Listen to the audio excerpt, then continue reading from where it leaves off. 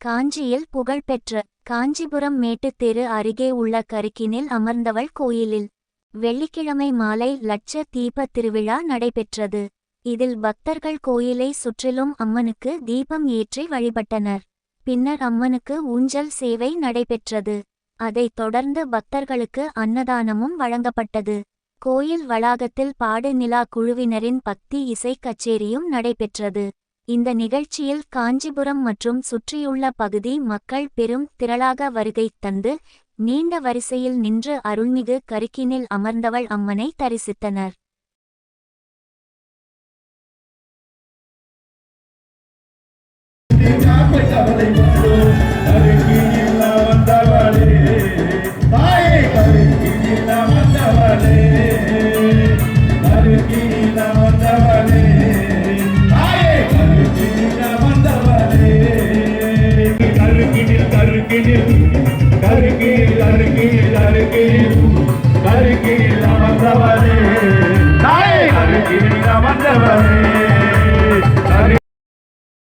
இந்த நிகழ்ச்சிக்கான ஏற்பாடுகளை கோயில் பரம்பரை தர்மகர்த்தா பி.ஆர். பழனிராஜன் மற்றும் குடும்பத்தினர் பி. சுந்தர்ராஜன், பி.